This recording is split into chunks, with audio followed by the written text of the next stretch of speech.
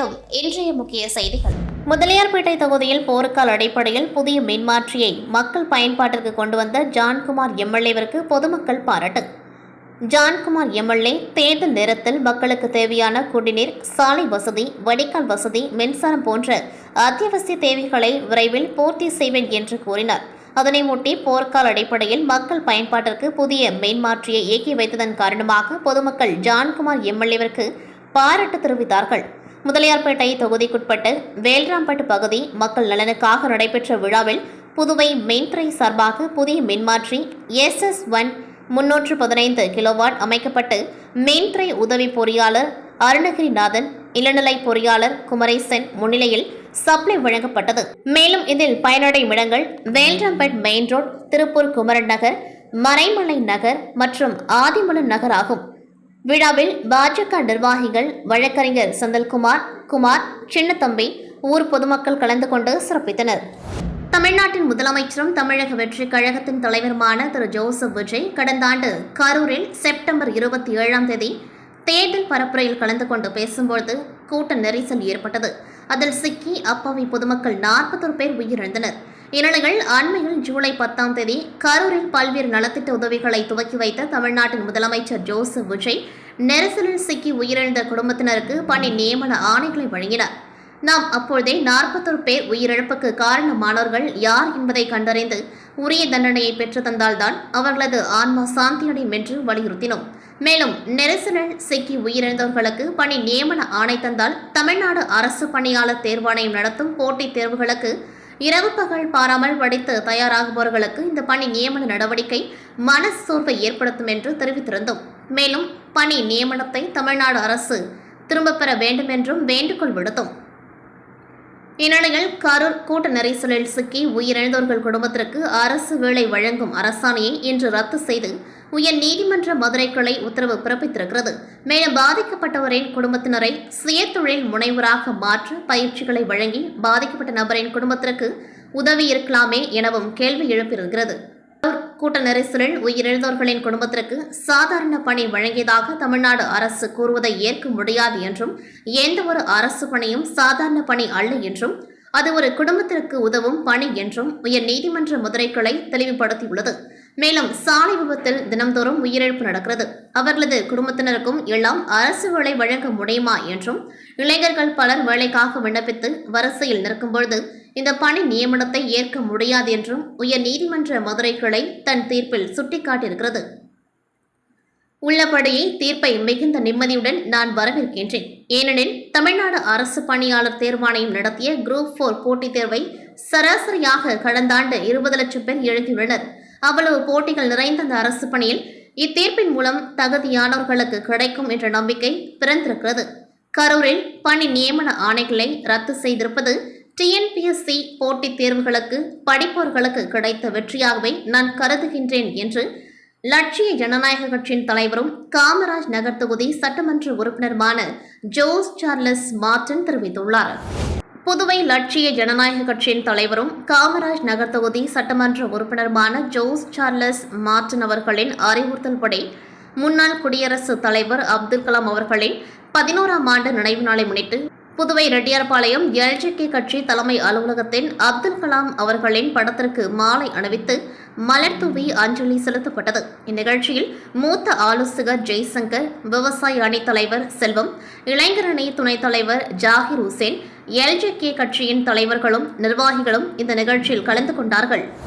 புதுச்சேரி முத்தியால்பேட்டை அருட்திரு மௌனகுரு தேவராச சுவாமிகள் சித்தர் பீடம் அருள்மிகு ஸ்ரீ முத்து ரட்சக மாரியம்மன் திருக்கோவிலின் 14ஆம் ஆண்டு பிரம்மோற்சவ திருவிழாவை முன்னிட்டு லட்சிய ஜனநாயக கட்சியின் தலைவரும் காமராஜர் நகர் தொகுதி சட்டமன்ற உறுப்பினருமான ஜோஸ் சார்லஸ் மார்டின் அவர்களின் அறிவுறுத்தல்படி வெற்றி ஃபவுண்டேஷன் நிறுவனரும் லட்சிய ஜனநாயக கட்சியின் முத்தியால்பேட்டை தொகுதி தலைவர் அழகப்பன் அவர்கள் ஏற்பாட்டில் சமப்பந்தி விருந்து நடைபெற்றது. இந்நிகழ்ச்சியில் லட்சிய ஜனநாயக கட்சியின் நிர்வாக பொதுச் செயலாளர் ராம்குமார், பொதுச் செயலாளர் டாக்டர் துரைசாமி ஆகியோர் கலந்து கொண்டு சுவாமி தரிசனம் செய்து பக்தர்களுக்கும் பொதுமக்களுக்கும் அரசுவை உணவு வழங்கினர்.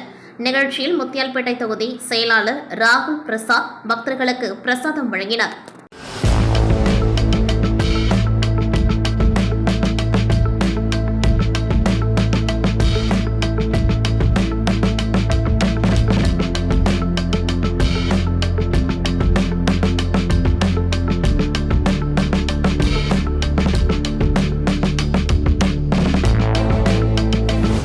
காரைக்காலில் இந்திய அரசின் மை பாரத் மற்றும் தேசிய சேவை திட்டம் சார்பில் நஷா முக்த் யுவா விக்சித் பாரத் மாவட்ட அளவிலான போட்டிகள் பெருந்தலைவர் காமராஜர் கல்வியியல் கல்லூரியில் நடைபெற்றன.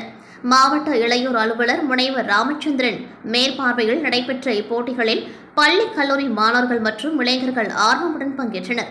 பேச்சு, கவிதை, ஓவியம், ஸ்லோகம், குழு நடனம், தெரு நாடகம், ரீல் உருவாக்கம் உள்ளிட்ட போட்டிகள் நடத்தப்பட்டன. மாவட்ட அளவில் வெற்றி பெறுவோர் மாநில அளவிலான போட்டிகளில் பங்கேற்க தேர்வு செய்யப்படுவார்கள் என தெரிவிக்கப்பட்டது.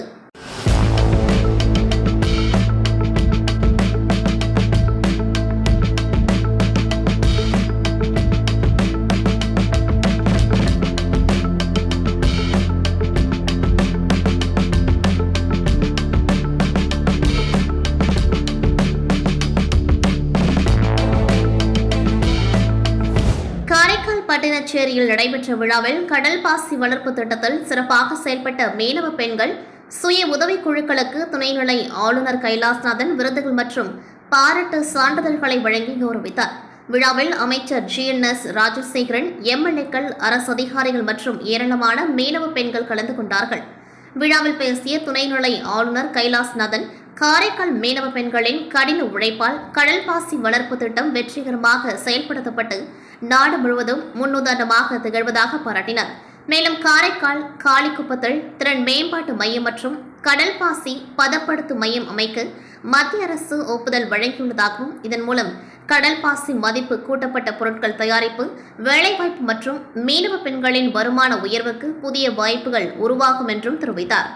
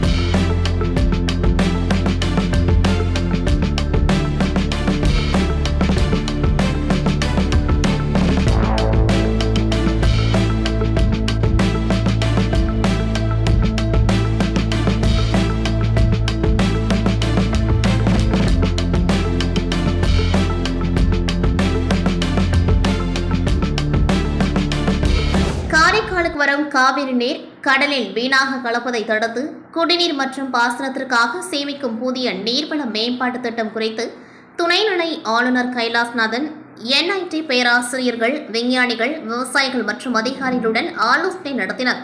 கூட்டத்தில் விவசாயிகள் தடுப்பணைகள் அமைத்தல், சிற்றேரிகளில் நீர் சேமித்தல், நூலாறு வாய்க்காலை பாதுகாத்தல் உள்ளிட்ட கோரிக்கைகளை முன்வைத்தனர். அனைத்து ஆலோசனைகளையும் ஒருங்கிணைத்து காரைக்காலின் நீர்வளத்தை பாதுகாக்கும் வகையில் நடைமுறைக்கு ஏற்ற திட்டம் விரைவில் செயல்படுத்தப்படும் என துணைநிலை ஆளுநர் உறுதியளித்தார். இது உங்களுக்கு நீங்க மண்ணோட கூட இருக்கிற நீங்க விவசாயிகள் உங்க சஜஷன் எடுத்துதான் அதை பண்ணணும். ஸோ நாங்கள் எதை தான் டிபிஆர் பண்ணதுக்கு முன்னாடி எல்லாம் இதெல்லாம் 100% பர்ஃபெக்டாக இருக்கணும். அட்லீஸ்ட் 80% பர்ஃபெக்டாக இருக்கணும். 80% உங்கள் சஜஷன் எடுத்து அதை எப்படி அது ப்ராஜெக்டாக ரிப்போர்ட்டில் எப்படி கொண்டு வரலான்னு அதுக்காக தான் நாங்கள் இன்றைக்கி வந்திருக்கோம். பாகூர் கொம்யூன் பஞ்சாயத்து சார்பில் ஏம்பலம் தொகுதி செலிமேடுபேட்டில் 20.52 லட்சம் ரூபாய் செலவில் வடிகால் வாய்க்காலின் மீது பாலம் அமைத்தல், குடியிருப்பு பாளையம் இடுகாட்டில் 9 லட்சம் ரூபாய் செலவில் குடிநீர் வசதி மற்றும் சாலை மேம்படுத்துதல், சாகாசிமேடு கிராமத்தில் 17.65 லட்சம் ரூபாய் செலவில் குடிநீர் வசதி, சுடுகாட்டு பாதை மற்றும் தகன மேடை சீரமைத்திட திட்டமிடப்பட்டுள்ளது. இப்பணிகளுக்கான பூமி பூஜை நிகழ்ச்சி இன்று நடைபெற்றது. இதில் சிறப்பு விருந்தினராக சட்டமன்ற உறுப்பினர் மோகன்தாஸ் கலந்து கொண்டு பூமி பூஜை செய்து பணிகளை துவக்கி வைத்தார். இந்நிகழ்வில் பாகூர் கொம்யூன் பஞ்சாயத்து ஆணையர் சதாசிவம், உதவி பொறியாளர் பாலமுருகன், NR காங்கிரஸ் பிரமுகர்கள், பொதுமக்கள் பலர் கலந்து கொண்டார்கள். இரட்டைகளையை மீட்டு பழனிசாமியை பொதுச் செயலாளராக அமர்த்தியது CV சண்முகம்தான் என வானூரில் போட்டியிட்டு வெற்றி வாய்ப்பை இழந்த அதிமுக முன்னாள் வேட்பாளர் முருகன் விமர்சித்துள்ளார். விழுப்புரம் மாவட்டம் வானூர் அருகே திருச்சிற்றம்பலம் கூட்டுச்சாலையில் உள்ள அதிமுக நிர்வாக இல்லத்தில் வானூர் தொகுதியில் அதிமுக சார்பில் போட்டியிட்டு வெற்றி வாய்ப்பு இழந்த முருகன் நேற்று நிருபர்களிடம் கூறியதாவது: அதிமுக கலை இலக்கிய பிரிவில் பணியாற்றிய பொழுது 2009ஆம் ஆண்டு விழுப்புரம் பாராளுமன்ற தொகுதி வேட்பாளராக அறிவிக்கப்பட்டு புதுச்சேரியிலும் வாக்குரிமை இருந்ததால் அந்த வாய்ப்பு கை நழுவியது. இதனைத் தொடர்ந்து கடந்த தேர்தலில் வாக்களிக்கப்பட்டது. எனக்காக CV சண்முகம் தலைமையிலான அதிமுகவினர் தேர்தல் பணியினை மேற்கொண்டார்கள். ஆனாலும் வெற்றி வாய்ப்பை இழந்தேன். திமுகவை எதிர்த்து விமர்சனம் செய்து மாவட்ட அதிமுகவை நிர்வாகத்தை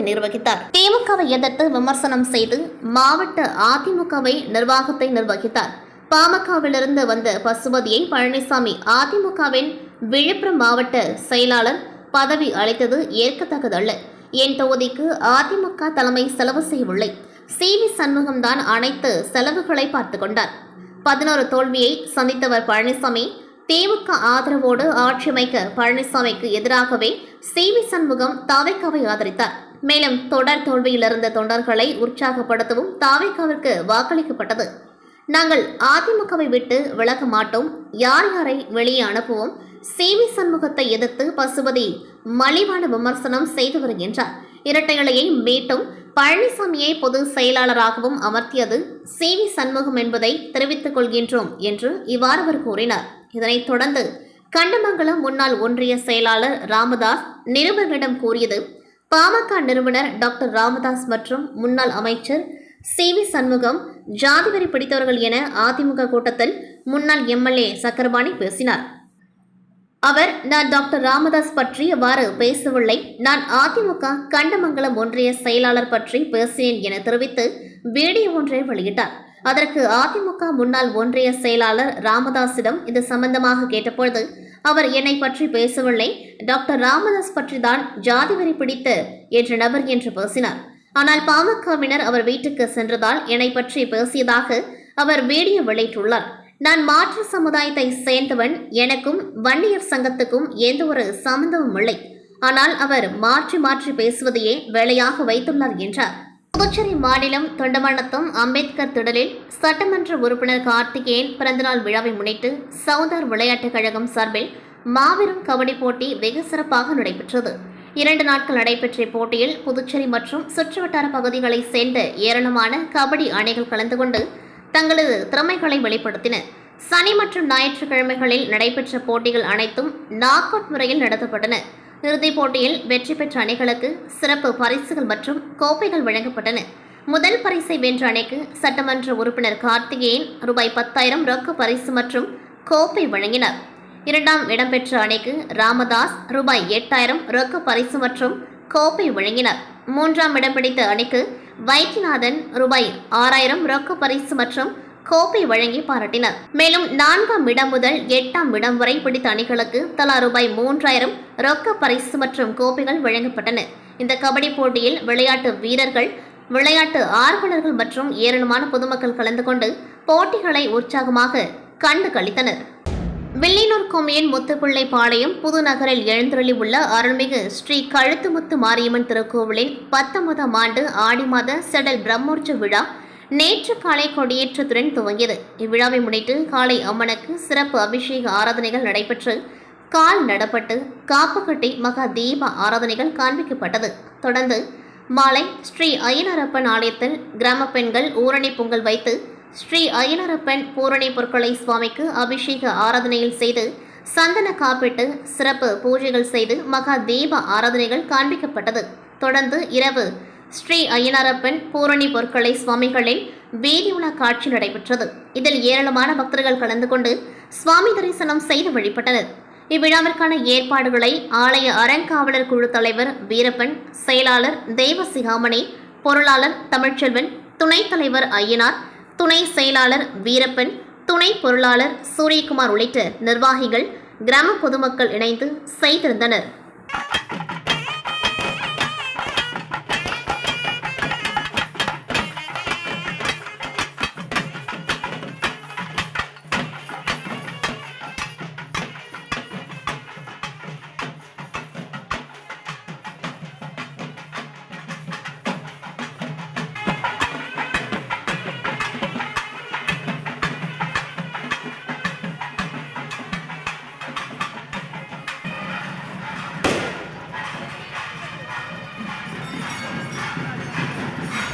வில்லியனூர் கொம்யூன் உதயம்பட்டு கிராமத்தில் எழுந்தருளி உள்ள அருள்மிகு ஸ்ரீ முத்து மாரியம்மன் ஆலயத்தின் செடல் மகோட்சி விழா கடந்த 23ஆம் தேதி அன்று கொடியேற்றத்துடன் துவங்கியது. இதில் தினம்தோறும் அம்மனுக்கு சிறப்பு அபிஷேக ஆராதனைகள் நடைபெற்று சுவாமி வீதியுடன் நடைபெற்று வருகின்றது. இதில் 5ஆம் நாள் உற்சவமான இன்று காலை ஸ்ரீ வண்ணார பரதேஸ்வரர் ஆலயத்திலிருந்து பக்தர்கள் 108 பால்குடங்கள் ஏந்தி ஊர்வலமாக சென்று ஆலயத்தில் ஸ்ரீ முத்து மாரியம்மனுக்கு அபிஷேக ஆராதனைகள் செய்து சந்தன காப்பு அலங்காரத்தில் பூஜைகள் செய்து மகா தீப ஆராதனைகள் காண்பிக்கப்பட்டது. வன்னியர் குல மரபினர் உபயத்தில் நடைபெற்ற இவ்விழாவில் ஏராளமான பக்தர்கள் கலந்து கொண்டு சுவாமி தரிசனம் செய்து வழிபட்டனர். இவ்விழாவிற்கான ஏற்பாடுகளை வன்னியர் குல மரபினர்கள் ஆலய நிர்வாகிகள் சிறப்பாக செய்திருந்தனர்.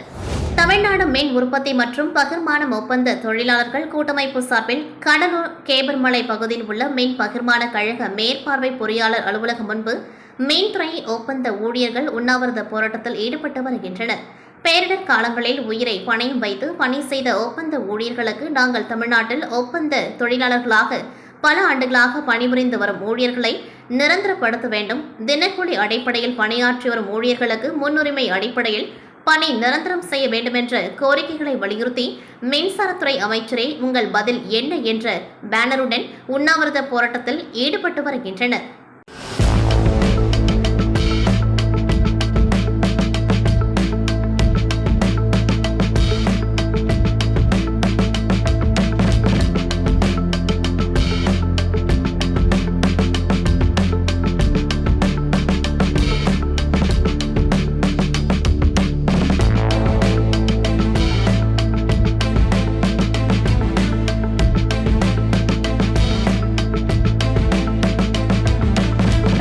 செய்திகள் நிறைவடைகின்றது. நன்றி, வணக்கம்.